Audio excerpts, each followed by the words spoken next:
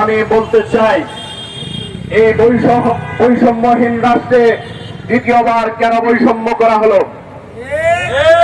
আমি জানতে চাই ডক্টর মোহাম্মদ ইউনূস সাহেবের কাছে, আপনি তো বৈষম্যহীন রাষ্ট্রের প্রধান উপদেষ্টা, আপনার এই রাষ্ট্রে আপনার শাসন আমলে আমার ভাইদেরকে কেন ৩২-এর গণ্ডিতে বেষ্টিত করা হলো।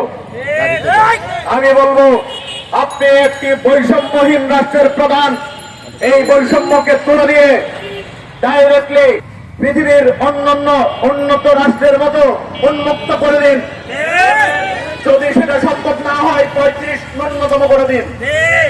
যদি সেটা না করতে পারেন, আপনার এই সরকার ব্যর্থ।